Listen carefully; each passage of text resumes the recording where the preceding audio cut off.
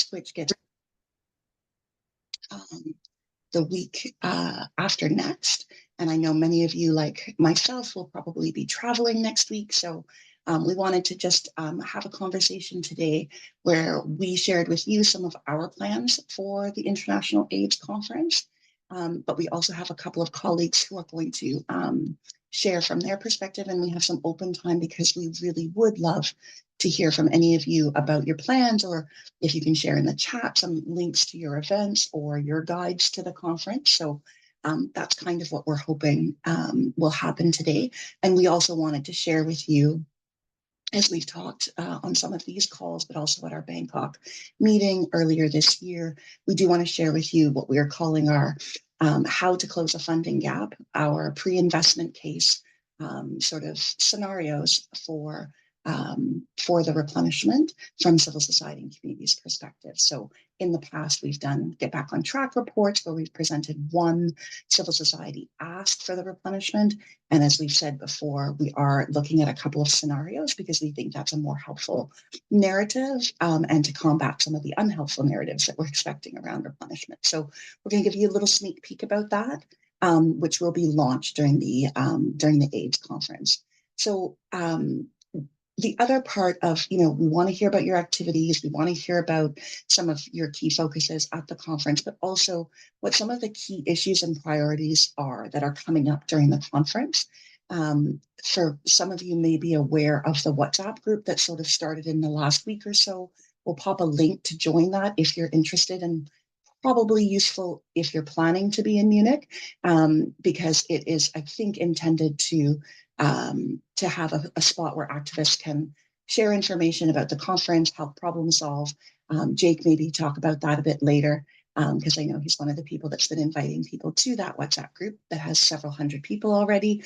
But part of the issues, that we're seeing and expecting to come up at the conference are sort of general conversations around the funding of the AIDS and the HIV response, and how that's impacting or will impact sort of our ability to continue to get, results and have impact. And that's true within the Global Fund conversation, but it's true within the broader conversation as well.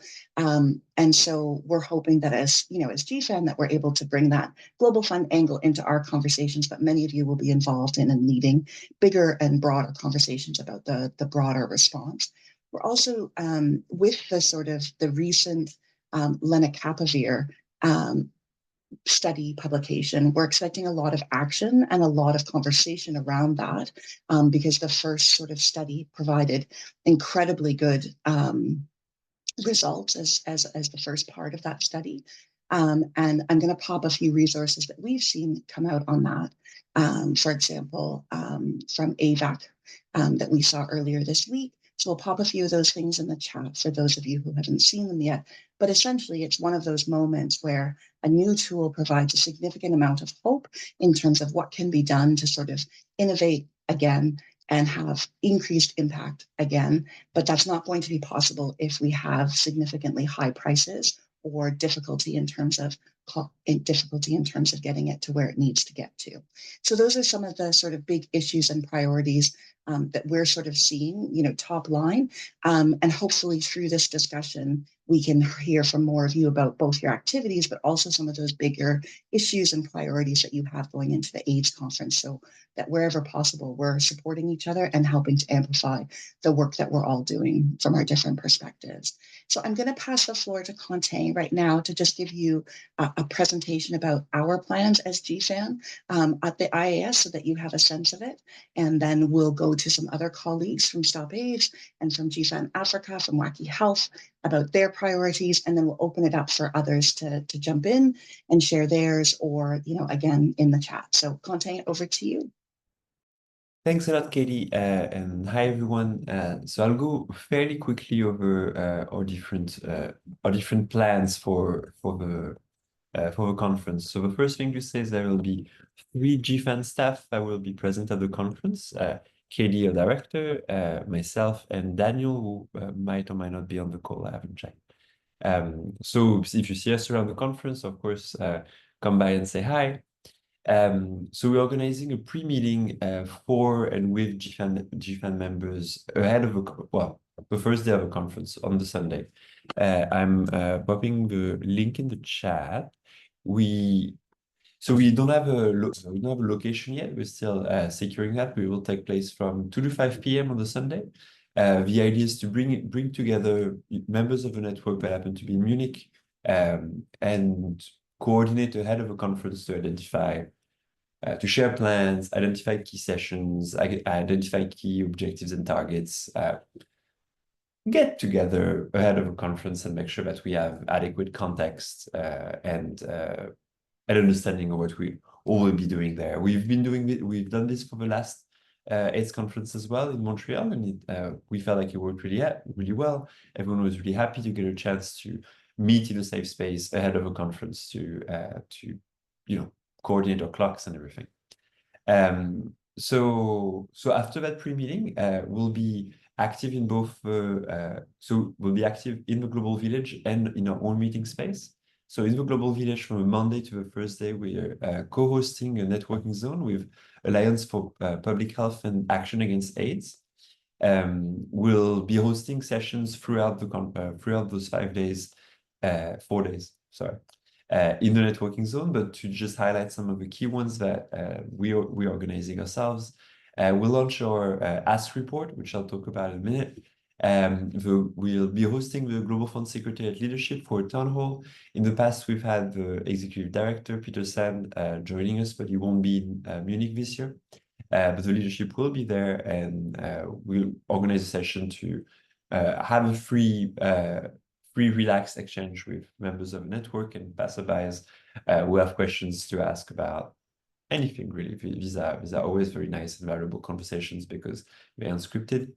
And we'll organize meet and greets with the civil society and communities delegations to the Global Fund board, as well as with Global Fund colleagues, again, in the spirit of making sure that members of the network know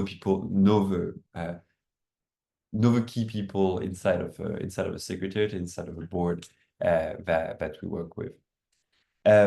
We also have secured a meeting space across from the conference center, so it's a different location. It's smaller. It hosts up to perhaps 30 people, and the idea is to make it available to friends, partners, network members who are looking for somewhere quiet to hold a meeting, get some work done, anything really. As we know, these conferences can be very busy, quite long, and sometimes you just need to get a few people in a room that's not loud and full of people. So if you are trying to organize something, not a public event so much, because as we said, the room is very small, but you're trying to organize a meeting, can't find a space for it, reach out to us. We still have a few slots, and we can see if we can find a spot for you there. So we have prepared a series of tools and guides on our website. I'm reposting the link in the chat. So we have a full guide to the conference where we highlight some key sessions that we think are of particular interest. We can find a program for all the events that we'll be hosting in the networking zone, and the agenda and location, etc., of a pre-meeting when it'll be available. So all that is on our website. Some of the sessions I want to give a quick shout out to are the first one from the Global Fund Secretariat, organized on the 23rd from 12 to 1 p.m., titled Community Leadership and Resilience to Human Rights and Gender Backlash, showcasing example in HIV response. That backlash that we've seen across the world against rights, in particular of key populations, has really been a priority of the Global Fund more generally, GFAN, for the past 2 years. It's been popping up constantly in all of our conversations. So we're really happy to see the Secretariat centering their main session around that. ICASO is organizing a session on the first day from 12 to 1:30 p.m. Around defining a new AIDS activism agenda, and Katie will be talking at the session. We're looking forward to it. And finally, the United Advocates Network is organizing a session in our networking zone around a panel around access to medicine, also on the first day at 10:30, from 10:30 to 12. So these are some of the sessions that we're highlighting, but we have a full and very complete guide with a day by day where you should be, what to do, what to see, who to talk with, that we hope you'll find useful for the session. And that is all, I think, for plans. Katie, back to you. Thanks, Conte. There is a lot going on, and we will continue to update that website and the guide, as Conte mentioned. So we wanted to pass the floor to Jake from Stop AIDS to present some of their plans for the conference. So Jake, please go ahead. Did you have anything you're trying to share? No. No. Well, I'll put a link just in the chat. A colleague of mine has pulled together just a spreadsheet of both Stop AIDS, but also Stop AIDS member events happening, which you can see there. I won't go through all of them because you can read, and I want to leave time for discussion. But if you do have any questions regarding any of them, do drop them in the chat. That'd be lovely. Just a kind of broad stroke piece on kind of our plans. We will be supporting a lot of work around lenacapavir access. Obviously, the closest thing we have to a vaccine. So there will be a late breaker session presenting research from various academics, including from the Liverpool School of Tropical Medicine and others, on the pricing of lenacapavir on the morning of the 23rd. And we're supporting a lot of global media work around this. And so I have a small request. Obviously, as we saw with CAB-LA, a lot of the countries left out of the voluntary license are particularly in Latin America and particularly middle-income countries. If that's you, we'd really love to support ensuring people living with HIV or at risk of HIV are connected with journalists who are working on some of these stories, because we really want to make it as global as possible in terms of coverage. So I'll drop my email in the chat as well. Please do put that in. But we're working with UNAIDS and the People's Medicines Alliance and many other local and regional partners on that. And particularly just on the Actions WhatsApp, I hope that link is still live. Let me know if not. There will also be, and details will be put into that chat, an activist kind of meeting, TBC on timing, but early on in the conference, same as was in Montreal, where people can share what potential actions they'll be taking, but also crucially, some of the headline actions we support in of lenacapavir access and other access challenges that we face.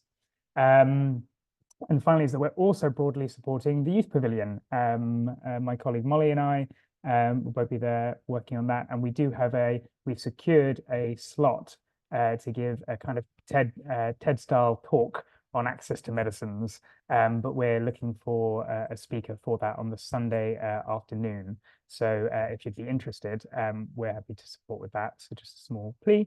But on the events in that, Annette, I'll dig that up after this. I don't have it exactly with me, but I'll put that in the chat before the end of this call.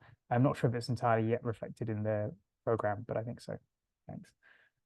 You can see from our wider events, we are also supporting and focusing a lot on LGBT rights, particularly with an event on the rollback of rights in East Africa and the lessons we can take from that to build and resist. We're very happy to have Viseka from the Global Fund speaking on that, and representatives on the Robert Carr Fund and Uganda and Kenya. And then the final thing to kind of flag two pieces. You'll see there is a kind of reinvigorating parliamentary leadership in HIV. This is a formal kind of plenary session, but Stop AIDS, along with Unite, Wacky Health, the Global TB Caucus and others are supporting the launch. It's not going to be super high profile, but a launch of a global parliamentary platform on HIV and AIDS at the conference for parliamentarians all around the world to exchange knowledge on how best to advocate within their own parliaments and to support advocacy. Part of this broader conversation around sustaining and hopefully rebuilding political will.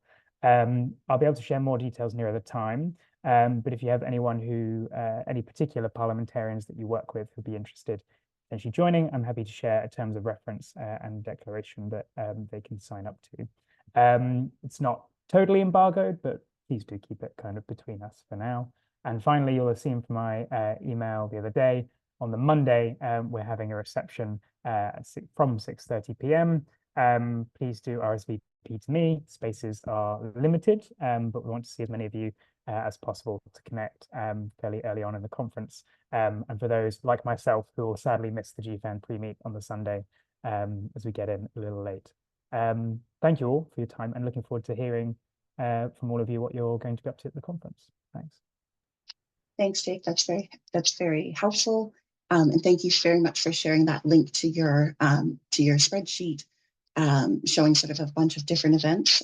There was a question in the chat about the lenacapavir breaking session. I was just trying to look for it to see if it's been put up into the program yet, and I'm not sure I found it. So if you do, please respond. That would be helpful. Numbasa, is Numbasa online? I'm not seeing. No, I haven't seen that in the list. Different. Yeah, sometimes it's just different names. But Numbasa, if you are online under a different Zoom name, could you unmute and let us know? Okay, I think we'll see if she's able to join in a bit or if something has come up. But at this point, what we'd like to do, and I'm seeing a few colleagues, Priscilla, thank you for sharing the workshop for young people on SRHR and HIV. And others that have been sharing here in the chat. We just wanted to open it up for a bit of discussion to sort of find out from colleagues both, any other sort of activities that you wanted to highlight for colleagues, or, some of the bigger issues that you're seeing at the IAS or that are popping up sort of in your work or in your advocacy that you want to share with everyone here to make sure that colleagues are aware of it, or maybe there's a need to meet earlier on in the week to discuss some of these sort of late breaking kinds of issues. So are there any questions for either Conte, myself, or Jake? Are there any colleagues who would like to share more about activities or some of these issues of concern? So just opening the floor around IAS for what is happening in terms of your activities or your concerns around the conference. Any questions, any takers, any comments? Robin Montgomery, my fellow Canadian, good morning. Please go ahead. Thanks, Katie. Hi, everybody. Great to see you online. I just really wanted to share some really interesting developments and exciting developments from the international Indigenous community. So there will be a pre-conference that's being held, and I can pop in the registration link and the address. An international Indigenous pre-conference on HIV and hepatitis C. And this is the 10th event that has happened. So they're usually on the margins of the International AIDS Conference. So we're really, really excited for this particular 10th anniversary meeting, where we're going to be really focusing in on the 95, 95, 95 and the missing 5%, as well as community-led data, including community-led monitoring. So excited to see people there. Have a check at the website. I will share that link shortly. There will also be an international Indigenous networking zone where it's always wonderful to experience, to join in, and to take part in a lot of the different activities that will be happening. So please take a look for that in the Global Village. Thanks so much. Thank you, Robin. That's helpful, and I'll actually be attending that pre-conference myself. It's, I believe, co-led by a Canadian Indigenous organization that we're exploring some early work with as GFAN around Indigenous issues and Global Fund and the 3 diseases. So I'm looking forward to that. Thanks for highlighting it, Robin. Eve, would you like to go ahead? Hi, everyone. I was here, connecting all the way from Philippines. Looking forward to be seeing you all in warm bodies in Munich.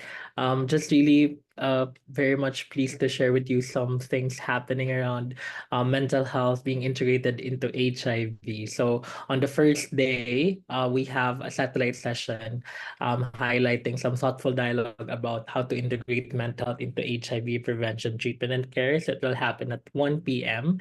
We have speakers with some of the partners actually in Asia, for example. We have Lighthouse. We also have Y Plus Global, and also hearing some input from the Nigerian government as well as the Global Fund and PEPFAR for some response. We also have hosting a donor advocacy workshop. So hopefully we can actually invite more donors in the space in terms of how we can integrate further mental health in the HIV and TB funding envelope. So it will happen on Tuesday. It's a workshop, so it's open for everyone, but hopefully the target donors that we want to be in the room will also be there. And it will end with some commitments and pledge to action, which we hope to continue the conversations in the lead up to World AIDS Day in this year. And lastly, we're very reminiscent in terms of how GFAN has been so kind to share their space with us in their networking zone back in Montreal. But now IAS has given a dedicated mental health networking zone. So we very much welcome everyone who wants to share something about their work in their own communities. We still have some slots that are up for grabs. So very much willing to host more of our partner organizations. We do have some organizations sharing about LGBTQI plus and mental health, some innovations that are low technology and low cost in some African countries. So we're very, very keen to learn more about your stories. Thank you. I think that's great. Congratulations on getting a networking zone, and we'll be sure to check it out through the week. And hope that everybody else who is able to attend in person has the opportunity to as well. So that's great. There's a fair amount of chat activity here about some other links, some other activities. I'm really loving, and that's the one that you shared there in terms of uniting global HIV advocacy in a hostile political landscape. It's certainly been something that, you know, we've tried to grapple with, and we know a lot of you are also grappling with. So that looks like a really important one, and hopefully we'll be able to join that. So thanks for sharing that information. That's great. Is there anybody else that wanted to jump in with either something in the chat or sharing something here? Any concerns around information that we're not sort of seeing or getting that we typically would have at this stage?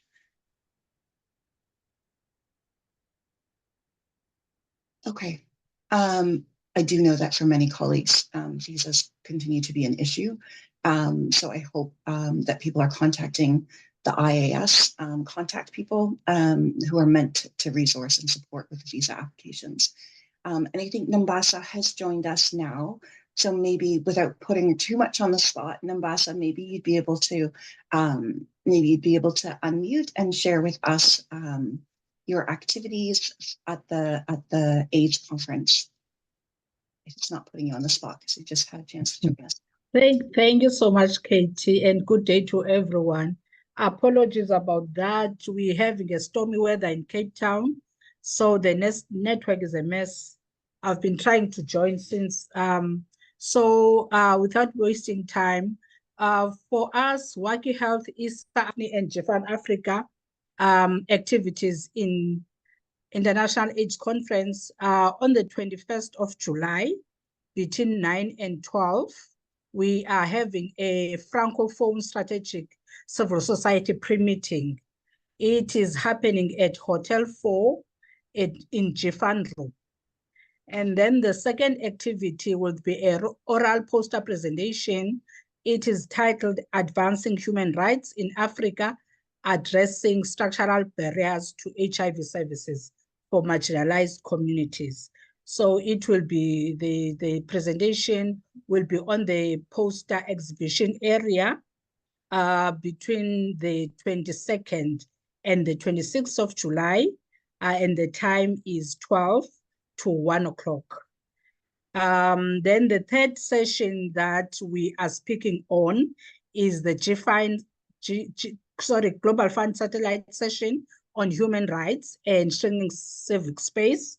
which is happening on the 23rd of July at between 12 and 1. The venue is 14B room at Channel 3. It is within the conference center. And then our last activities happens on the 25th of July, which is a Thursday. They are all happening at Hotel 4 at GFAN room, starting from 9 o'clock to 1 o'clock. So the activities are civil society and communities conversation on human rights and shaping civil space. So the first one will be the conversation with the Global Fund Secretariat. It is happening between 9 and 10. And then the second one, it will be the conversation with the ICASA Secretariat. It is happening between 10 and 11. In that one, we're following up on what has happened in ICASA in Zimbabwe, and also hoping to plan that for the next ICASA, things will not go as have done in ICASA, especially the human rights violations. And then the last one will be the debrief, caucus, and review session. It is the civil society and communities only session, because it's where we will debrief and caucus about the experiences of human rights violations that are happening in our own countries, and also sharing the experiences in advocacy for the countries like Namibia that have already won the cases on those draconic laws. So those are the activities that we are having at International AIDS Conference. Thank Kate, and back to you. Thanks, Nabasha. That's great. I'm glad you were able to join. We're just, furiously writing down all this information so that we can make sure that we're amplifying and supporting our colleagues' events. I see Maria's had her hand up for a while, so I'm going to go to Maria.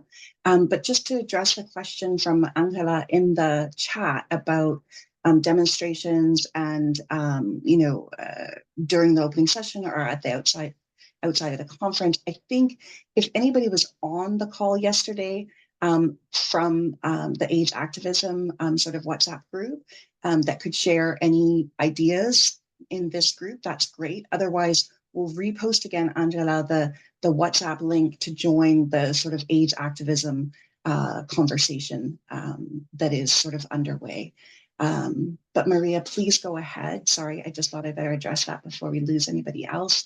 Hi, no, sorry. Hi, everyone. I'm sorry, because when you asked if someone else had anything to add, I couldn't find the hand, so I couldn't actually ask for permission. Just a very quick thing. We actually not organizing anything during the conference, but we are bringing journalists with us for 2 or 3 days from the Spanish National Radio Station.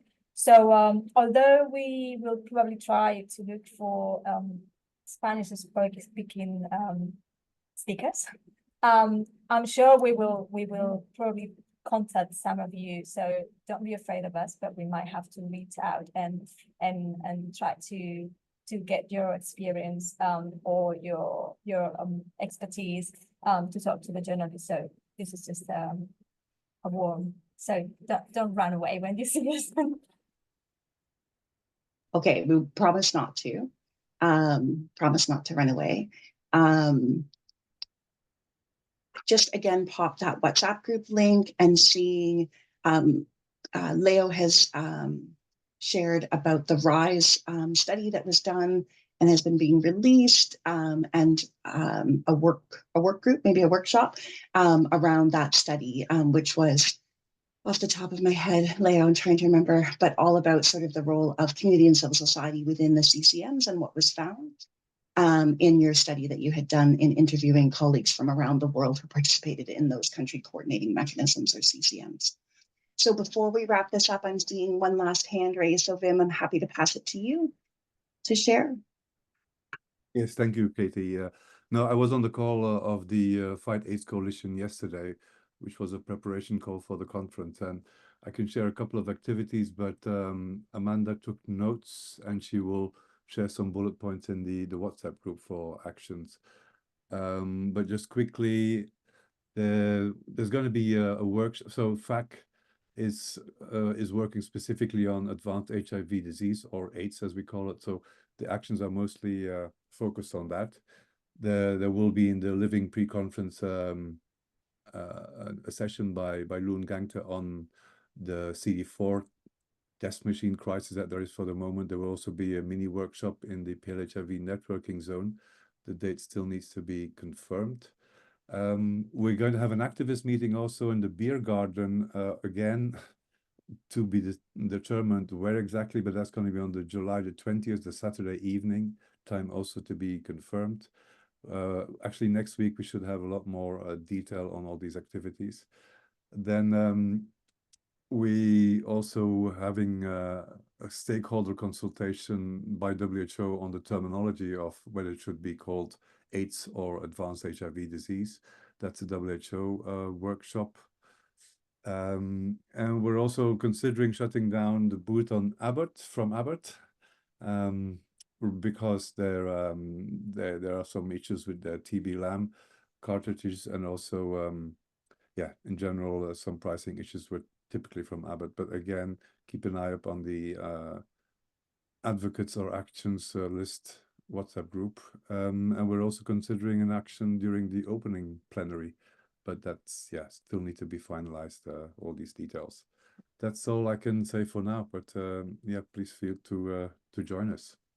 Thank you, Wim. That's great. So I think the highlight of that is if you are there on the Saturday, there will be more details about an advocates activists meeting for plans for that week. So I think that's really helpful, Wim. And again, that WhatsApp link that I've been sharing through the call would be helpful for anyone who's interested in that aspect to join up to. So thanks very much, Wim. Appreciate it. Okay, so unless I don't see anything else pressing or anybody else's hand raised, so I think in terms of our agenda today, we're just going to move along. And I'm going to pass it to Conte to talk a little bit about our funding, or how to close a funding gap, which I keep saying is reminding me of a song from that old movie, Sound of Music, if anybody else knows it. It's not German, it's actually Austrian, but still there's something about how to close a funding gap that makes me want to sing with bouncy balls at the bottom of the screen. We have been working very hard on this for the last few months and working with a number of you to ascertain, you know, the correct kind of figures, the correct approach, the right sort of messaging that we want to have at the end of the day in our advocacy writ large. So I'm going to pass it over to Conte, who's probably going to put his screen back up. And I'm just, as we move along from what we were just talking about to this report, I'm just going to post again the link to please register for the GFAN pre-meeting on the 21st, which is the Sunday, if you are going to be in Munich, so that you can join us there. Conte, over to you. Thanks a lot, Katie. Our civil society ask. So some of you have already seen this slide, because we've used it on a previous call, and we gave you a few very general principles on how we're approaching this document. But for those who weren't there for the call, or just for a bit of context, so GFAN, since the 6th replenishment, releases community and civil society asks ahead of the investment case for the Global Fund. The idea being to put out there a number that is what we think would be the fair share of the Global Fund for the next cycle. So it tends to be a larger number. It tends to be a larger number because of the methodology we use. And the idea is to anchor expectations of advocates, knowing to give them a number early so that they can start working already with decision makers, and on the other hand, to push the Secretariat towards ambition and providing them with points of language and narratives that we think that we know advocates care about, and that we would like to see reflected in the final investment case. So it's a document that's targeted at advocates to give them elements of language, but also at technical partners, the Global Fund and others, and decision makers. So across the board, sort of to us, it's really the start of our replenishment campaign, the basis, the foundation. And so we're going to share some of the details of what we've put together, but with just a very short disclaimer that it's not exactly finalized yet. We hope to properly finalize it this week. So please don't immediately refer to all of this in your comments, because some details, etc., might change. And we're still incorporating feedback, which also means that if there's anything I say here that you find absolutely shocking and outrageous, do reach out to us, and we might not incorporate it, but we might. So yeah, so there's still opportunity for feedback there. So how do you close the funding gap? So this is the title we chose for our report this time. This was the Get Back on Track report, back for the 6th replenishment, and also Get Back on Track, but with a few more words, and I kind of forgot the full title for the 7th replenishment. And so we've divided the report along two main parts. There's a narrative, where we try to provide some of these narrative threads and elements that we hope that will be reflected in the investment case and more broadly in throughout the replenishment campaign. Then we present a few funding scenarios. So this time around, we will not have a single ask. We'll present 4 scenarios, including one which we believe is the best one, which will be the baseline for our ask for the 8th replenishment. And finally, we will include in the report 8 asks for the 8th replenishment, along the lines of the 7 asks for the 7th replenishment document that we released for the 7th replenishment, which I'll come back to in a second. So the narrative. So one of the central point of the report probably is a return to basics. There's a number of discussions and narratives around HIV and donor fatigue, the Lusaka narrative, where we want to move away from disease programs towards more integrating and horizontal investment.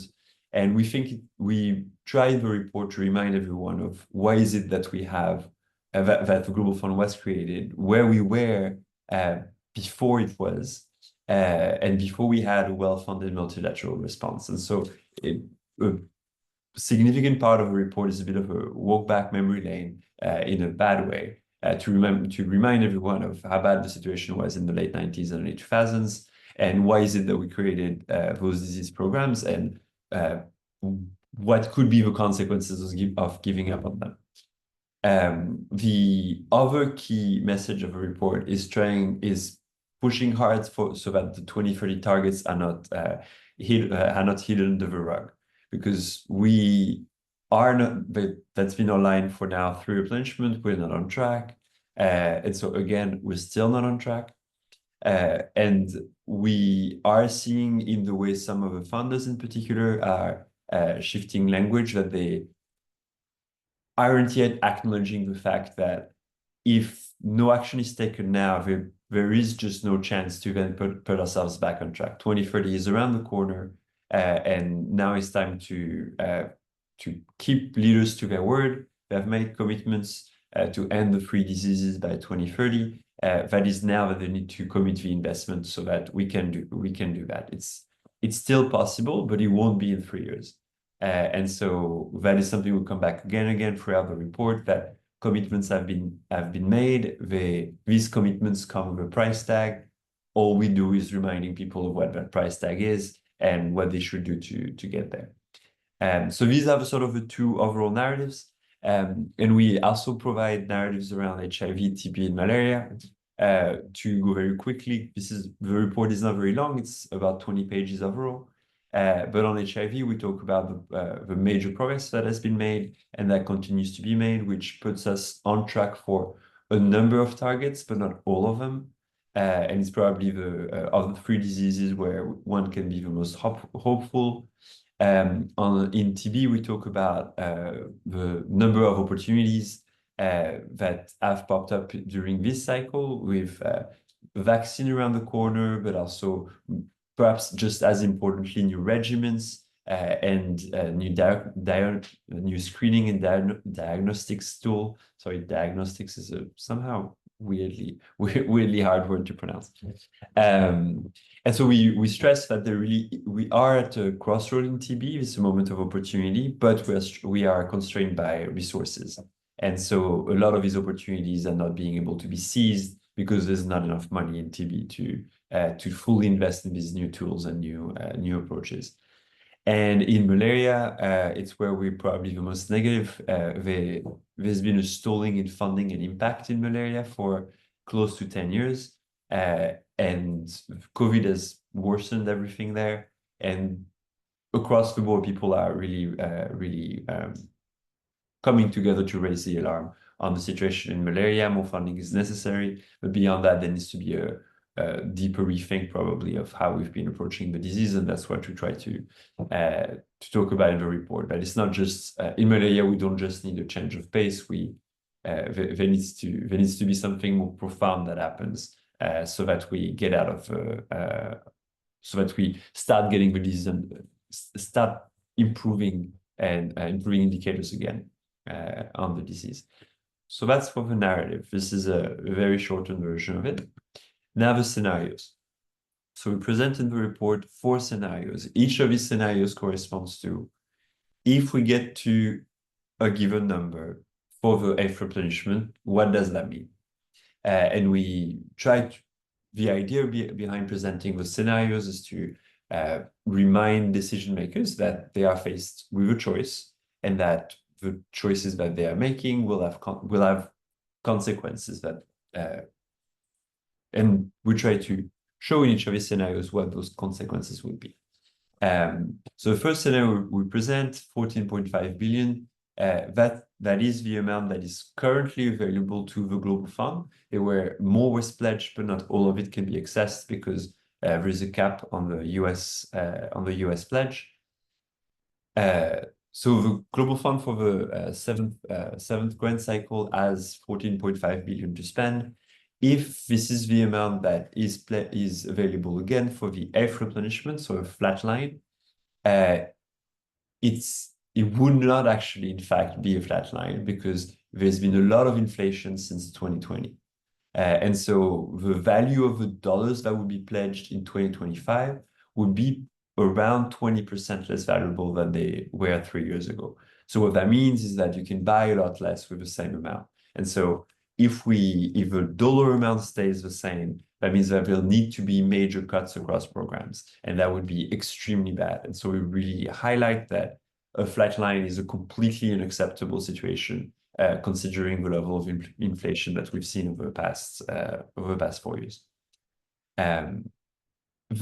Our second scenario, staying on course, we got to that number, 17.1 billion, by taking that 14.5 billion and adding inflation for 4 years. So we think it should be the absolute bare minimum to avoid cuts.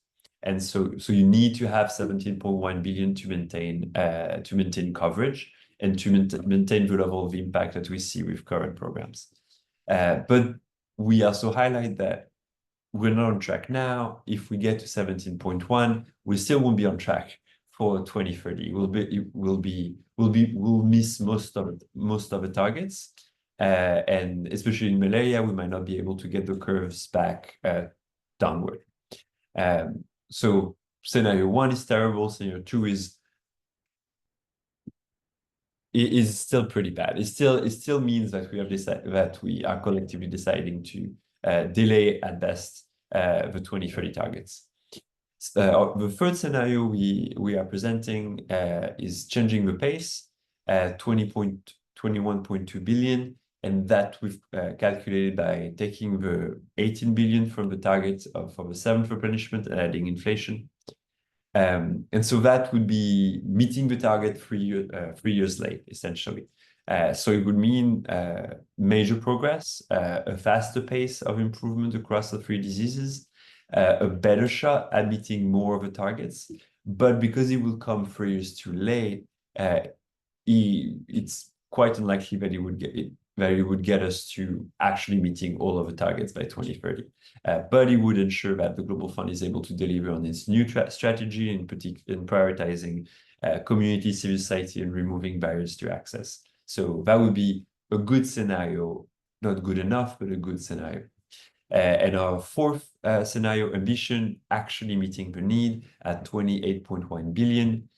So to get to that number, we reached out to technical partners, that's UNAIDS, Stop TB, WHO, and RBM, to ask them what was their needs estimate, how much money was needed for the next funding cycle to be on track to meet the targets by 2030.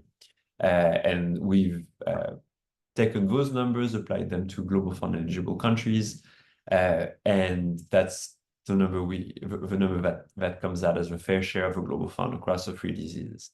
And it's a high number, and we think that should be a point of reference as advocates. Any less than this is world leader renouncing their word and renouncing their commitments to end the 3 diseases as threats to human health by 2030. So it is high, but again, it's been our objective for the past 15 years, and you can't let people forget that this is the cost of it. So these are the scenarios. And so very quickly, our plans around the launch. So we'll be launching the full report at IAS in our networking zone. The launch will take place on Tuesday, July the 24th at 10:30 a.m. in the Global Village. It'll come alongside, so we'll have a full report, hopefully in French as well. We'll at least have the executive summary in French, but we should have enough time to get the whole report translated.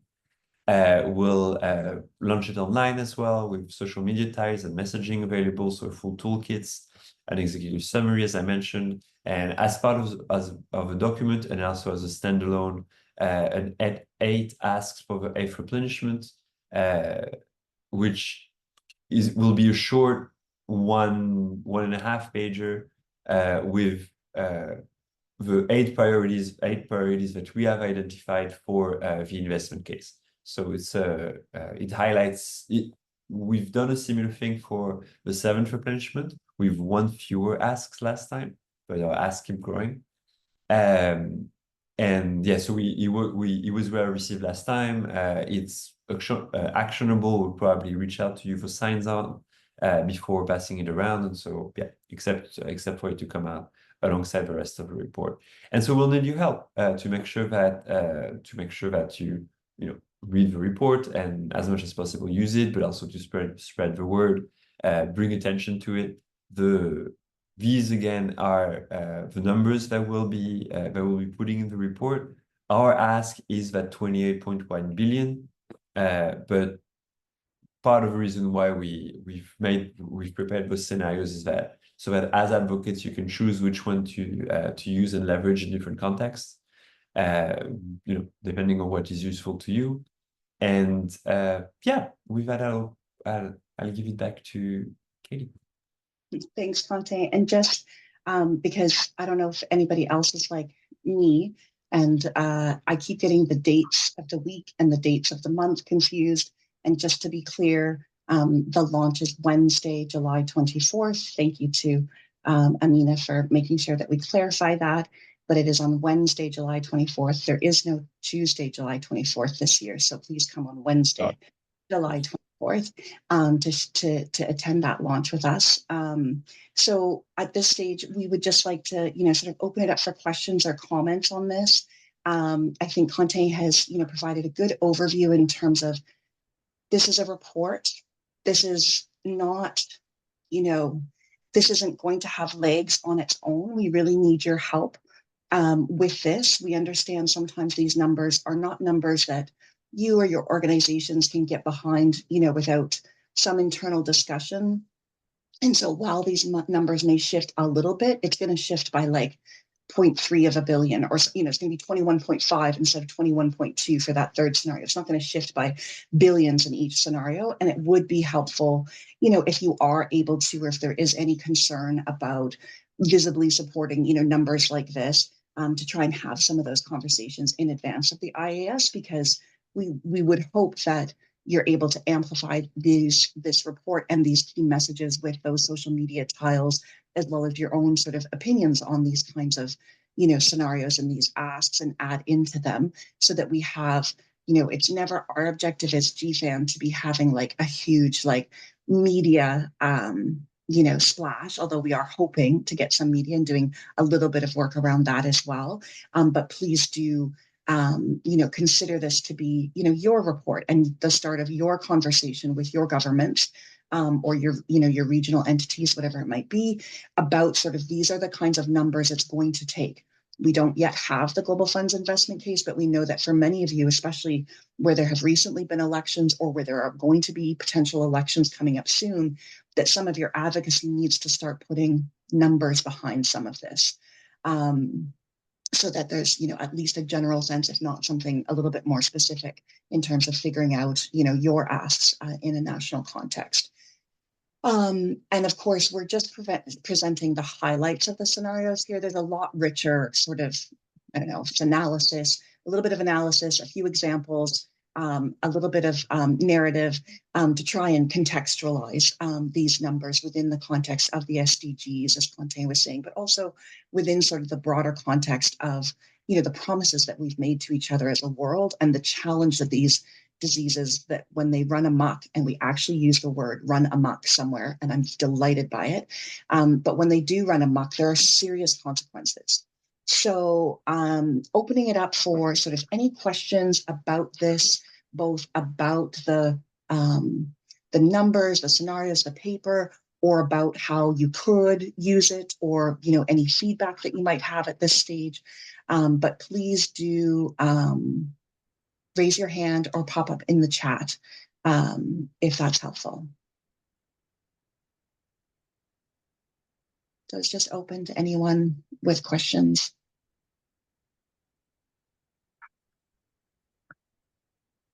No question. Aha, okay, good. I was like, oh, maybe we just explained everything away. So we'll start with Angela and Robin, and then we'll go to trying to answer questions or comment back. So thanks. Over to you, Angela, first. Thank you, Katie. Seeing also this presentation in alignment with what see a couple of weeks also from the Global Fund, my question might be like, is there a specific timeline in which like actions are expected to be coming out from civil society organizations, from our movements, in which we can plan a bit more like how to contribute to the investment case, but at the same time, when are we going to start like these activities on the social media? Are we going to have another meeting specifically to know like when it would be the right time for all us together to start working on this visually? Is there any planification on that? Thanks, Robin. Do you want to go ahead and then we'll try to take it all together? Sure, thanks. Well done. This is really exciting, and the scenarios, I think, are really, really helpful in laying out really not only the ambition, but the need. So I think this is really helpful. Maybe it's a cheeky question, but just interested to hear a little bit, any feedback from the Global Fund on this report. Knowing that their investment case is in the process of being built. Yeah, that was my question. Thanks so much. Fontaine, did you want to go first or want me to start off? Sure. So on the timeline for action, Angela, I don't know, it's a hard one. We don't have the report is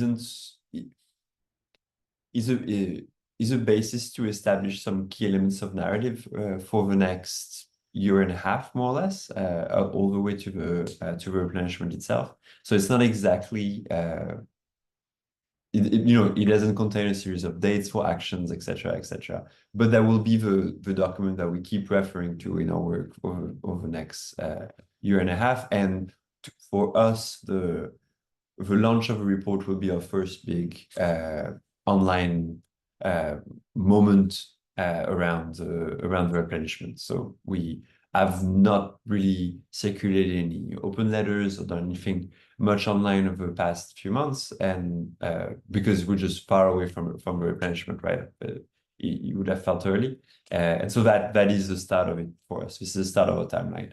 The other big moments from there will be around UNGA, though will be a bit more quiet from our end this time around because there just are a lot of other conversations happening.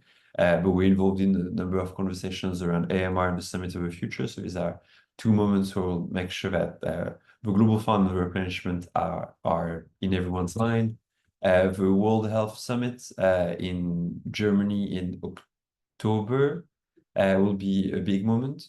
And then after that, the preparatory meeting, we don't know when yet, probably end of January, early February.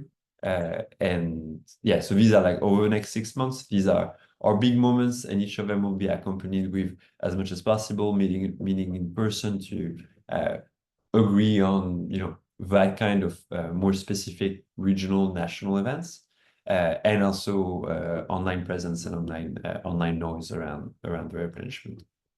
Anything you want to add on that, Katie? Yeah, no, I mean, I think no, I think that's fair. There's so many different opportunities. I think we'll also look at, to sort of get to Robin's question, we'll also look at where the Global Fund is, where the Global Fund is focusing, like the World Health Summit in Berlin, for example. There's a big Global Fund and Gavi kind of event, and so we expect to be present and bring the power of the membership to that conversation around these scenarios. But like in our narrative, we talk and we mention how big of a lift some of these scenarios would be for individual donors to help get us above that sort of current level of funding, because it would be a big lift. And we know that. And we know that it's not going to be easy in any country to be talking about more money, much less the same amount of money as, was provided during the 7th replenishment. But what this paper is trying to do is set out the reality and the narrative ahead of the investment case that these are big lifts, and there are really important reasons why we need donors to strongly consider doing that, because it won't be enough at a flat line. And it is the Global Fund's role to play a slightly more realistic and tempered kind of approach to numbers. That's their role. They have they as an institution, they have to sort of protect themselves as well. But it's we see it as our role to kind of be ambitious and a bit pushy. And just so that just so that you're all clear throughout this process of developing this report and looking at the numbers, we've been in constant communication with the Global Fund Secretariat, primarily external relations, and the I forget what his strategic information maybe is what Johannes Ungar's team is called, and they're the ones ultimately responsible for writing the investment case and coming up with those numbers. So we don't have access to the internal Global Fund numbers, for example, and breakdowns of them. That's not, something that we have, but where they've been able to sort of pulse check our numbers with us and, verify, what sources they're planning on using at this stage, so that we are at least fairly confident that we're within the same ballpark of ultimately what they will put into their investment case as sort of the general numbers. Well, we're not necessarily expecting them to come up with scenarios or a narrative like this, or even as big of a number as 28.1. And we do address that in our report, because it has been typical, Conte, sorry, I'm blabbing now, but it has been typical in past investment case where the Global Fund says, look, the total cost to address the 3 diseases from all sources of funding is like 100 billion. But as the Global Fund, we're deciding, that we only need to meet 80% of that target, or we only expect to eat 80% of the target, and the Global Fund's share of that 80% of the global need is X. And we present that, as we have said before, as a compounding gap, right? Because we have not been pushing as a world to fill the full need of funding. We have been this gap between what's needed and what is sort of considered acceptable to aim for has been growing over the last 6 to 9 years, like exponentially. So we do address that in a bit more detail. We're still, double checking some of our numbers, but we do address that in detail in the paper, because in part when donors say like, oh, there's just no way, it's like, okay, you can say there's no way, and we can understand that and not be enemies in this, but understand the impact of not increasing pledges and not increasing the amount of money for the fight is serious. People will die with flatlined amounts of money. New tools will not roll out as fast as they could or should. And so that's sort of where we're trying to set this report, so that the beginnings of those conversations set the bar high and don't give donors in particular, but also, implementing countries where, domestic resources are significant and continue to need to increase despite the many challenges, right? So blah, blah, blah. Now I've blabbed a fair amount. I'm not sure if there's any other sort of questions or comments on this, because we've reached the hour apparently. Well, I went blah, blah, blah. So apologies for that.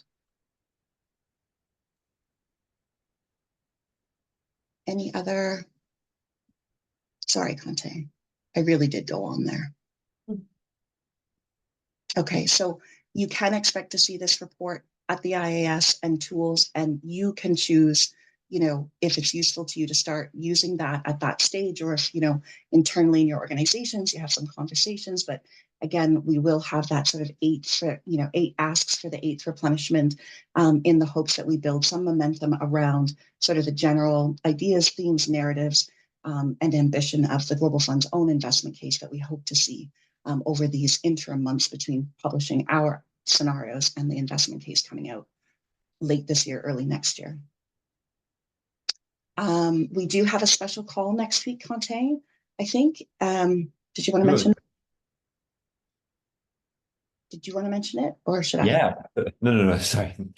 So yes, on the next week, on the 16th, which is the Tuesday, I believe. I've learned my weekdays when I was 4, but it's been a long time, so I sometimes get a bit confused. So on the 16th, we're holding a special GFAN and Global Fund Secretariat call with one of a team from the External Relation Division, the Civil Society Engagement something team. Will be presenting the results of a survey they led, trying to identify where Global Fund money is being spent, what kind of channels are being used, and in particular, they are measuring what amount of money and where goes to civil society. So we're really looking forward to get the outcome of that survey, to try to identify things that are working, things that are not working, and whether the numbers that they came out with are, correspond to our experience of, I say our experience, our collective experience as advocates and people working on the ground, which isn't our case, to be clear, at GFAN, of where everybody is going. So it's on the listserv. It should already be in your calendar. We'll send a series of reminder, but it's our usual GFAN time, so 2 p.m. At this time, 2 p.m. European time, and we really hope that to see you all there. We think it's going to be a great call. Okay, thanks, Conte. Thanks, everyone. Apologies for going slightly over today, but appreciate your time and your interest and passion. So have a great rest of your days. And for those of you we'll have a chance to see in Munich, looking forward to it. Take care, everyone. Bye, everyone.